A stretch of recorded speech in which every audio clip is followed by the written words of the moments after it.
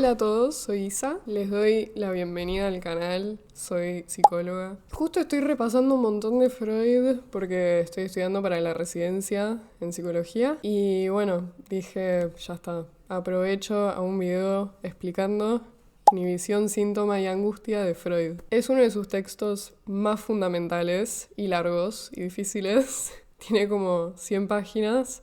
Un poco menos, es largo, pero la verdad que es un texto que se da mucho en la facu porque marca un punto de inflexión tremendo para la teoría de la angustia de Freud. En esta obra, escrita alrededor de 1926, como les dije, hay un giro enorme en la teoría de Freud, especialmente en tanto a la angustia.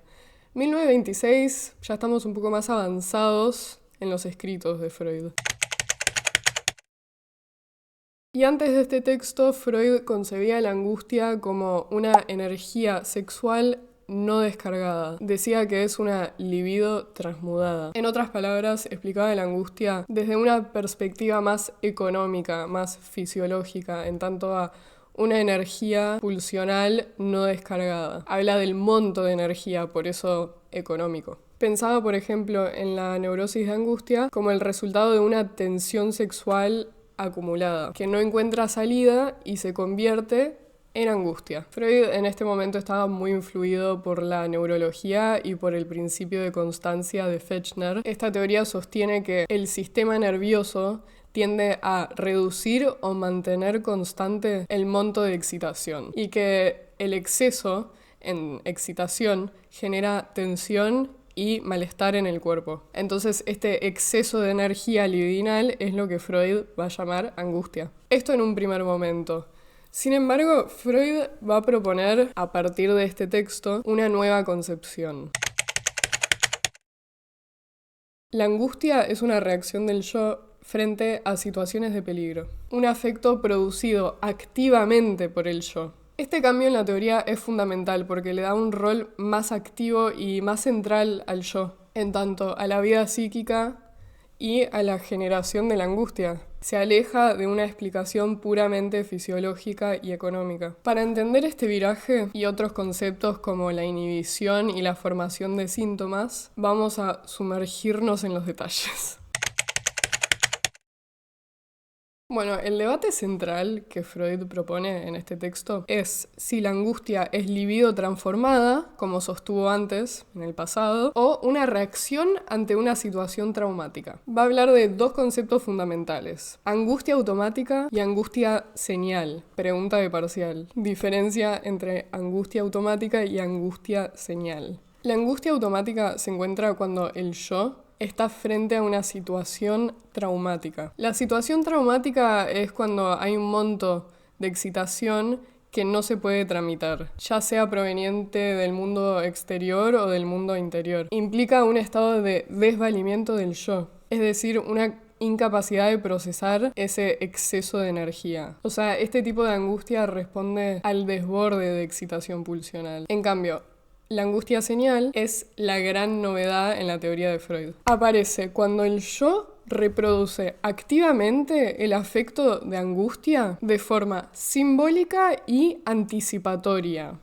Importante. Funciona como una señal de alarma ante la inminencia de lo traumático. Sirve para movilizar una cantidad de energía y prevenir que el peligro se concrete. La angustia señal busca levantar las defensas del yo ante la anticipación del trauma. Freud va a decir que el yo es el almácigo de la angustia, es decir, el yo es la instancia psíquica que percibe y produce este estado afectivo. El yo es la fuente de la angustia y el yo también es el que percibe la angustia. Ahora les voy a nombrar las principales situaciones de peligro que nombra Freud. Estas situaciones son las que precipitan la angustia. Tengan en cuenta que Freud va a hablar de la madre como principal objeto de amor del infante. Hoy en día consideramos que no necesariamente la madre es la que ocupa este rol. Hablamos de cuidador primario hoy, no de madre, pero nada, para que lo tengan en cuenta cuando me escuchen decir madre o padre a lo largo de este video, no necesariamente consideramos que sean la madre o el padre hoy. Pueden ser otras personas que ocupan estos roles simbólicos. Primera situación que puede precipitar la angustia según Freud. Número 1 va a nombrar al nacimiento. Nacimiento como primera vivencia de angustia y modelo arquetípico. Es decir, Freud va a postular el nacimiento como la primera vivencia de angustia y como modelo típico del afecto de la angustia. Toma esta idea de un autor llamado Otto Rank. Freud arranca diciendo lo que dijo Rank y después criticándolo. Cuestión: el nacimiento es considerado uno de los peligros específicos capaces de precipitar una situación traumática, desbordante. ¿Por qué? Porque este momento implica una gran separación de la madre y su bebé, que simbólicamente podría verse como la castración de la madre. Le quitan el falo, le quitan su objeto amado, pero bueno. Yo estoy repitiendo lo que dijo Freud, gente. No es mi opinión. Y bueno, Rank va a decir que la angustia en el adulto se representa como una reproducción de esta vivencia traumática, evento que reunió las condiciones necesarias para un incremento en la excitación de energía y para la descarga por determinadas vías. Sin embargo, Freud advierte que esta idea hay que tomarla con soda, ya que no siempre el nacimiento es traumático. Y Freud dice que la angustia puede haberse montado de diversas formas en diversos organismos. Rank decía que los ataques de angustia, ahora llamados ataques de pánico, son intentos de descargar por abreacción dicho trauma de nacimiento. Para Rank, la intensidad con la que se vive este trauma inicial influye en la capacidad futura para manejar la angustia, determinando si una persona será neurótica o normal. Pero bueno, chicos, fue hace 100 años, se decía normal. Freud, aunque al principio estuvo de acuerdo, después se opuso a esta visión. Sus críticas son las siguientes. Son 5 críticas. Primero, la ambigüedad del concepto de abreacción. Freud sugiere que si se toma literalmente, abreacción implicaría que descargar o revivir esta angustia de nacimiento llevaría a la curación, lo cual contradice la experiencia clínica y contradice todo lo que observamos en pacientes. Segunda crítica, Freud marca la desconexión entre factores constitucionales y filogenéticos, porque Rank ignora la importancia de la herencia y los factores biológicos que predisponen a la neurosis, así como situaciones contingentes al parto. Tercera crítica, la falta de evidencia empírica que vincule partos difíciles con la aparición de la neurosis. Sí, gente, Freud dijo, le falta evidencia empírica. 4. La generalización excesiva. Dado que el parto es una experiencia común a todos los seres vivos, bueno, no, todos los mamíferos, mientras que la neurosis es específica al ser humano. Entonces Freud dice, sí, según tu teoría, Rank, todos los mamíferos pueden tener neurosis. Y no observamos eso. Y número 5, Freud critica la creencia de Rank de que el bebé percibe imágenes visuales en el parto, lo cual Freud refuta argumentando que el bebé aún no tiene percepciones visuales. Segunda situación que puede provocar angustia o potencialmente traumática. La pérdida de la madre como objeto de amor. En la primera infancia, específicamente del humano, la pérdida de la madre como objeto es un peligro fundamental. La angustia aparece cuando el bebé pierde a la persona amada o experimenta la ajenidad de una persona cercana, en este caso la madre, y el peligro principal tiene que ver con el peligro de desvalimiento. El bebé humano es totalmente dependiente de la madre para sobrevivir. A diferencia de otros animales, el bebé humano puede experimentar la impotencia y la falta de autonomía. Las necesidades biológicas del bebé humano son colmadas por la madre desde un primer momento. Y ante la pérdida de objeto aparece la sensación de angustia. Tercera situación, la angustia de castración o el peligro de la pérdida del pene. Este tipo de angustia es especialmente relevante en la etapa fálica de las etapas psicosexuales. En casos como los del pequeño Hans o Juanito, del cual hablaremos más adelante, la angustia de castración es el motor de la represión, llevando al niño a resignar la agresión hacia su padre. Es decir, en la etapa del complejo de Edipo, en el cual el niño siente agresión hacia el padre por ser el objeto amado de su madre, por amenaza de castración, reprime esta emoción. En términos simples, Freud va a decir, el nene tiene miedo de que su padre lo castre, entonces se resigna y dice, bueno, está bien, vos podés ser el objeto de amor de mi madre, por favor no me castres. Y también va a decir Freud que la angustia en la fobia es una angustia de castración inmutada, una angustia realista redirigida frente a un peligro que es considerado real. Más adelante lo voy a explicar mejor, pero bueno, esta angustia de castración va a tener que ver con la fobia específicamente. Y la angustia de castración también aparece por la separación de un objeto amado, o sea, de alguna manera la angustia en la separación de objeto tiene que ver con la angustia de castración. Y en la neurosis obsesiva, la angustia de castración va a ser el motor de la defensa ante la hostilidad del superyo. Pero bueno, de vuelta, más adelante lo voy a volver a explicar en mayor profundidad. Cuarta situación, la pérdida de amor del objeto. Además de la pérdida de objeto en sí, Freud distingue el peligro de la pérdida de amor del objeto. Esta condición de angustia es particularmente visible en la histeria, mucho más que en la neurosis obsesiva. Quinta situación, la pérdida de amor del superyo. El superyo como instancia parental introyectada es aquello que el yo valora como peligro y a lo cual responde con la señal de angustia. La pérdida de amor del superyo se manifiesta como culpa o angustia social. Esta es característica de la neurosis obsesiva y se adecua al periodo de latencia en las etapas psicosexuales. Es una condición de angustia que perdura toda la vida en el neurótico. Y por último, la situación número 6, la angustia de muerte. Freud concibe la angustia de muerte como la proyección del superyo en los poderes del destino. La muerte es una experiencia que nunca hemos vivido y el yo siente este miedo como una pérdida total, no solo de algo externo, sino también la pérdida del superyo protector. Bueno, en definitiva, la angustia en las diferentes etapas de la vida o en las diferentes neurosis surge en gran medida de la pérdida de objeto, en sus diversas formas: madre, pene, objeto de amor, amor de objeto, amor del superyo, o como una señal de peligro frente a una situación de angustia inminente o recordada, y el yo produce esta angustia como para prevenir la situación, o actuar como si ya estuviera presente como para evitarla, para que el yo se ponga a salvo, ya sea evitándolo, reprimiendo un deseo, o a veces incluso desarrollando un síntoma.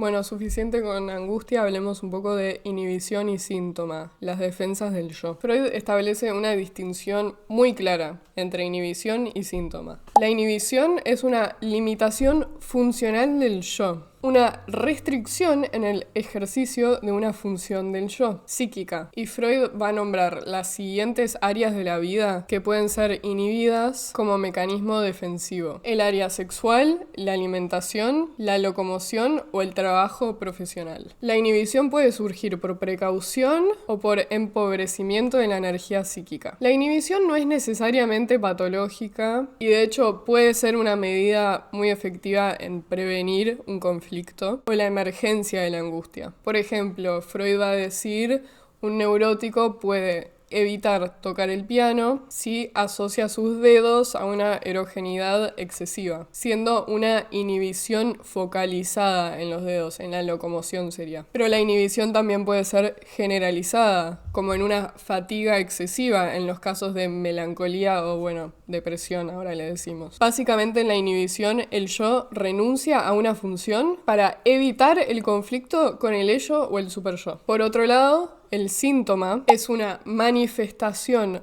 patológica que implica una nueva operación psíquica, resultado de un proceso de represión en el neurótico. El síntoma es el retorno o sustituto de la emoción pulsional reprimida, una forma distorsionada de la satisfacción original que el síntoma puede generar A veces no placer, pero sí algo más relacionado a la compulsión. El yo, al luchar contra la emoción pulsional desagradable, luego tiene que también luchar contra el síntoma. Sin embargo, el yo, en su tendencia a la síntesis, a menudo se apropia del síntoma, llegando incluso a obtener una ganancia secundaria de la enfermedad. Es decir, que además de la ganancia primaria, que tiene que ver con evitar el conflicto psíquico, aparece una ganancia por otro lado. Por ejemplo, el síntoma me puede beneficiar en tanto que evito el conflicto, pero también me puede beneficiar de otras formas, como por ejemplo que los demás me den más atención, evitar mis responsabilidades o una satisfacción narcisista en el caso de los síntomas obsesivos. Y Freud va a decir que la represión es el mecanismo fundamental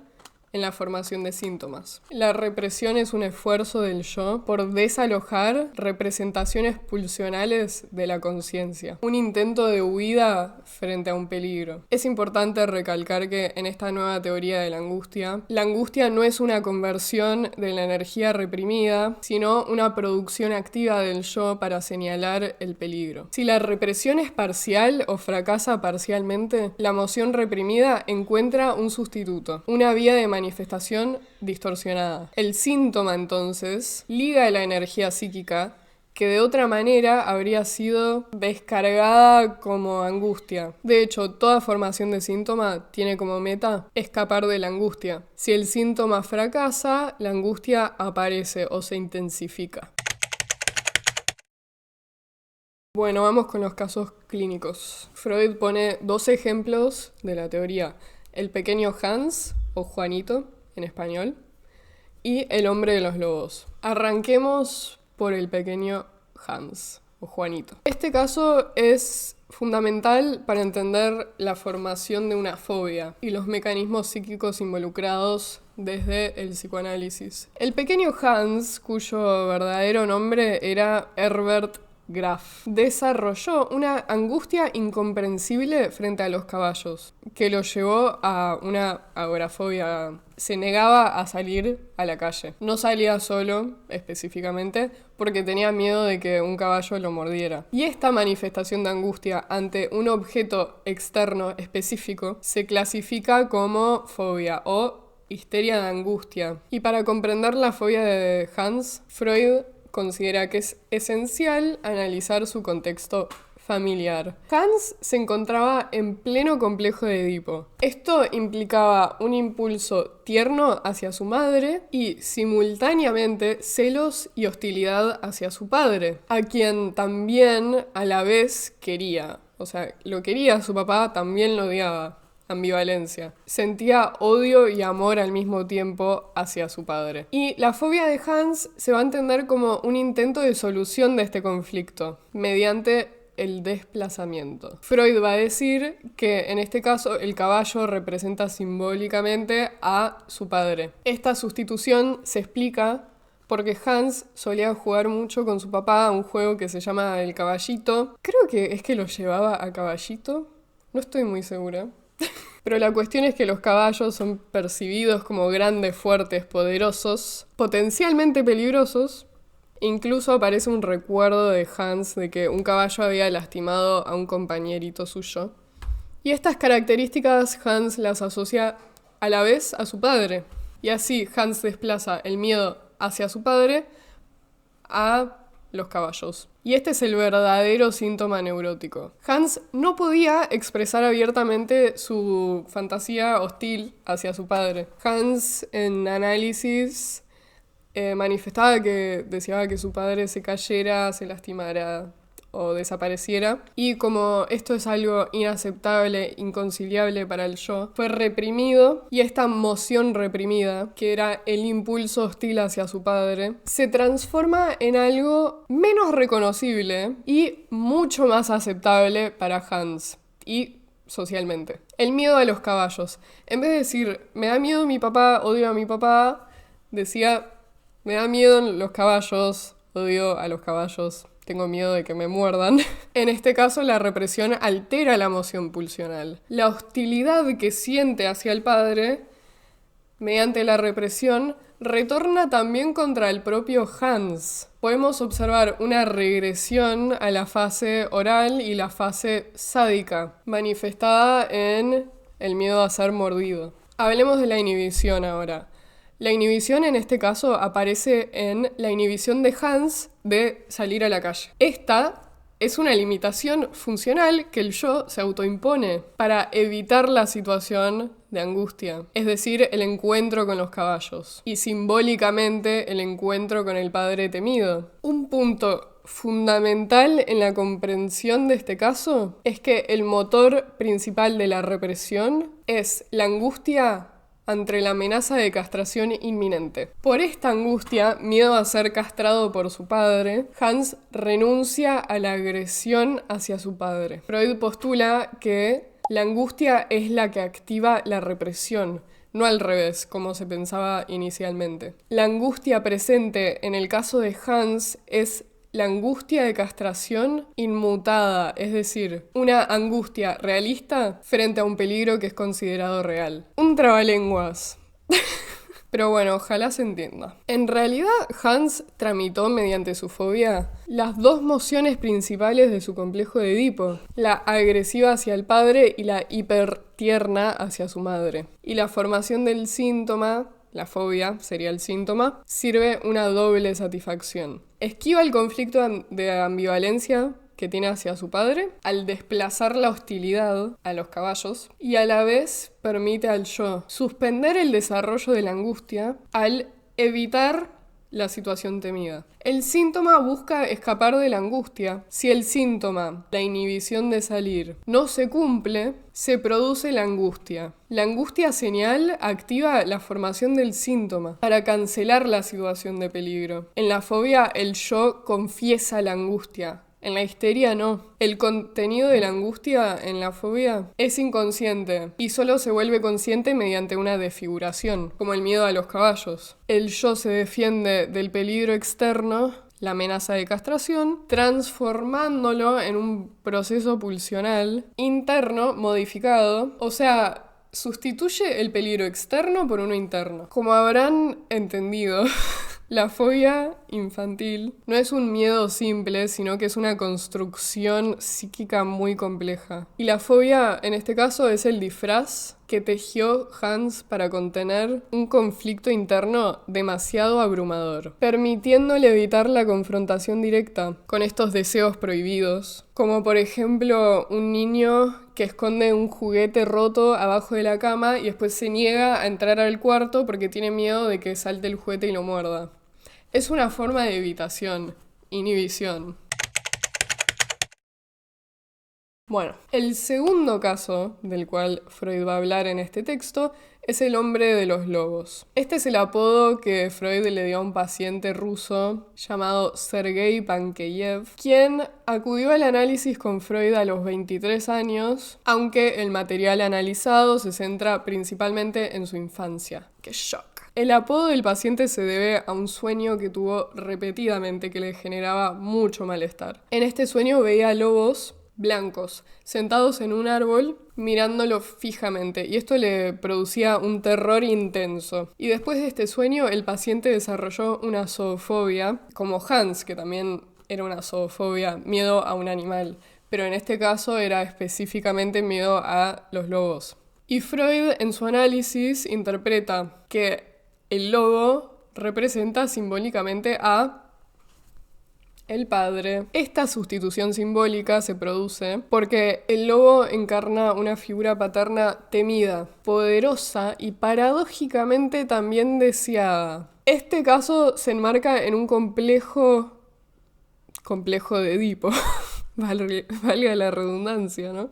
Donde el niño siente un impulso de amor hacia su madre y el deseo de eliminar el padre, pero también una parte pasiva y tierna que desea ser amado por el padre. El hombre de los lobos también tenía una fantasía de ser devorado por este lobo, ser devorado por el padre, una representación de la emoción tierna del niño en el complejo de Edipo, un deseo de ser absorbido o poseído por el padre. Y Freud, siendo Freud, le atribuye un tinte erótico a esta fantasía, traduciéndolo como el deseo pasivo de ser amado por el padre, vinculado al erotismo genital, pero expresado mediante un lenguaje infantil, vinculado a el erotismo oral. O sea, acá hay como una regresión también a lo oral. Y debido a que este deseo pasivo y erótico hacia el padre es inaceptable para el niño, se reprime. Y la represión no solo lo aparta de la conciencia, sino que también lo degrada de una forma más arcaica, más infantil, y lo hace regresar a etapas previas del desarrollo libidinal, como la fase oral, ser devorado, o la sádica, la agresión implícita del lobo. La energía de este deseo reprimido no desaparece, sino que se convierte en angustia. Esta angustia, a su vez, se desplaza hacia el animal, el lobo, que funciona como sustituto simbólico del padre.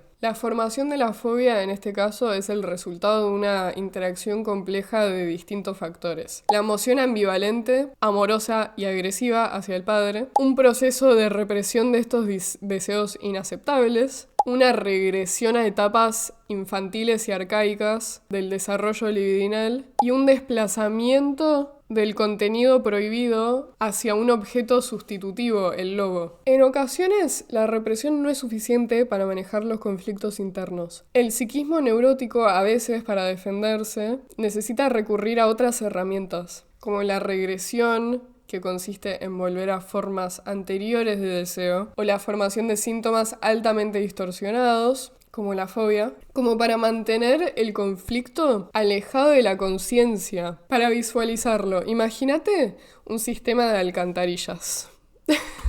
Y el sistema procesa los desechos, pero de repente hay un desecho demasiado grande para el sistema de alcantarilla, y en vez de eliminarlo directamente, porque no puede, lo descompone en algo distorsionado e irreconocible, y lo redirige hacia una tubería secundaria.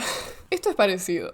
La formación de la fobia es el camino secundario para procesar un conflicto, mediante la regresión y el desplazamiento, donde sigue generando malestar, pero se manifiesta de manera distorsionada y en un lugar seguro, que sería el objeto fóbico. Está condensado ahí, para evitar que el problema contamine todo el sistema, que sería el yo. Siguiendo con el texto, vamos que se puede. Freud sostiene que la neurosis obsesiva es un terreno fértil para observar mecanismos defensivos complejos. Acá van algunas características de la neurosis obsesiva. La neurosis obsesiva se diferencia de la histeria conversiva en que la angustia está presente. En la histeria conversiva no observamos angustia, observamos el síntoma físico. Y los síntomas obsesivos pueden ser positivos o negativos. Positivos serían satisfacciones sustitutivas y negativos sería prohibiciones o rituales. Segunda característica, el yo del obsesivo especialmente tiende a la síntesis, por lo que el síntoma puede ser a la vez castigo y placer, reflejando esta ambivalencia. Tercero, la raíz es la defensa contra el deseo sexual edípico, pero la organización genital no está bien consolidada. Ante la amenaza, el yo regresa a la etapa sádica anal, relacionado al control, la limpieza, la agresión. Cuarto, el superyo se vuelve tirano y muy estricto. Los deseos sexuales infantiles regresan disfrazados de fantasías sádico-anales. El yo lucha contra algo que percibe como inmoral, sin saber que es un deseo sexual disfrazado. Aunque hay represión, los pensamientos obsesivos pueden ser conscientes, pero distorsionados y sin el afecto original, lo que impide al yo reconocer el origen pulsional. Ahora te nombro algunos de los mecanismos principales del obsesivo. Anulación de lo acontecido. Ubican que algunas personas más espirituales, cuando dicen algo malo que podría pasar, después dicen anulo, así, como para que no les pase lo que acaban de decir. Bueno, para el neurótico obsesivo, el segundo acto, el ritual, una acción, intenta cancelar o deshacer el primer acto, que puede ser un pensamiento o un deseo prohibido. Es como una magia primitiva para negar la realidad. La compulsión a la repetición puede ser una forma de esto, repitiendo un hecho como debería haber sido, para anular lo acontecido. Y en segundo lugar tenés el mecanismo de aislamiento, donde se interpone una pausa tras un suceso desagradable. La vivencia no se la olvida, pero se la despoja de su afecto, y sus vínculos asociativos son sofocados. El pensamiento, el recuerdo aparece fríamente, sin carga emocional. Está ligado al tabú de contacto, ya que el contacto físico es la meta de la investidura tierna y agresiva. El aislamiento busca anular cualquier posibilidad de contacto con lo peligroso. Y finalmente, Freud revisa el concepto de resistencia en análisis. La resistencia es una fuerza defensiva del yo que actúa para mantener reprimidas las mociones pulsionales. No es un acto único, sino un esfuerzo constante y se manifiesta como una dificultad para enfrentar lo reprimido. Y Freud distingue varios tipos.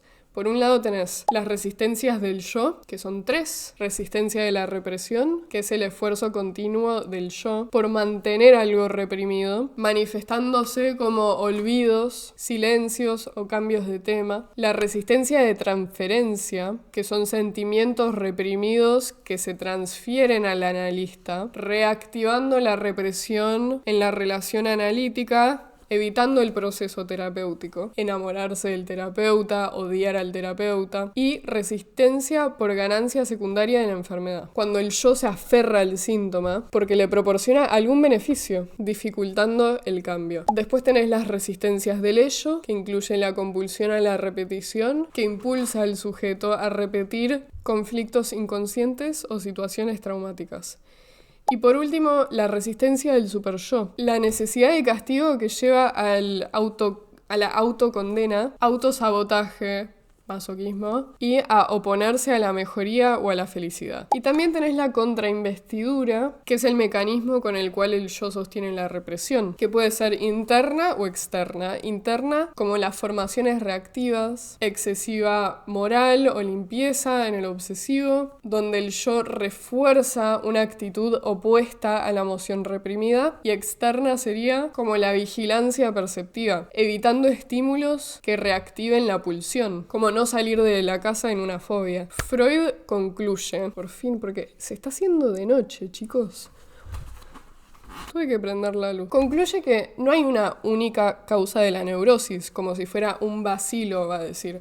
Bacilo quiere decir bacteria. Entonces Freud está diciendo que la neurosis no es como una enfermedad infecciosa causada por un único virus, sino que es más como un trastorno crónico multifactorial, similar a la diabetes o enfermedad cardíaca, en tanto que no hay un solo germen que las provoque, sino que es una combinación de predisposiciones genéticas, hábitos de vida, estrés emocional, experiencias tempranas y el funcionamiento particular de cada organismo, que en su conjunto generan una desregulación y la aparición de síntomas. Es el resultado de un sistema complejo, que intenta funcionar y protegerse, pero a un costo muy alto. Tenés factores biológicos, el ser humano nace inmaduro y desválido, altamente dependiente, lo que genera necesidad de amor y protección, sentando las bases de conflictos psíquicos tempranos. Tenés factores filogenéticos, la interrupción de la sexualidad humana entre la infancia y la pubertad, el periodo de latencia, es vista como una herencia evolutiva, y las exigencias sexuales infantiles pueden reaparecer con fuerza en la pubertad. Y tenés el factor psicológico. El yo no puede defenderse eficazmente de los peligros internos o pulsiones, como lo hace con los externos. La represión expulsa la emoción del yo, pero no la destruye, dejándola actuar desde el inconsciente y generando síntomas. Y al final del texto, Freud aborda la pregunta de ¿cuándo la separación de objeto genera angustia, dolor o duelo? Esto es todo hipótesis, pero dice que la angustia es la reacción emocional anticipatoria frente al peligro de la pérdida de objeto. En un bebé es el miedo a la ausencia de la madre. El dolor es la genuina reacción ante la pérdida de objeto ya ocurrida. En lo psíquico implica una intensa investidura de añoranza hacia el objeto perdido, concentrando energía psíquica en su representación. Y el duelo es el proceso psíquico necesario para retirar la investidura de objeto una vez que la realidad exige esa separación. Su carácter doliente del duelo se debe a la necesidad de desasir un vínculo de alta carga afectiva. Bueno, gente, espero que este recorrido les haya servido, que hayan entendido algo. Inhibición, síntoma y angustia de Freud es un mapa muy detallado del territorio psíquico, donde el yo es un explorador que debe recorrer peligros internos y externos. Y la angustia se convierte en su brújula principal, orientándolo en su búsqueda constante de equilibrio. Cualquier cosa me comentan, sé que diferentes personas tienen distintas interpretaciones de este texto, es muy complejo, así que cualquier opinión es bienvenida en los comentarios. Hasta la próxima.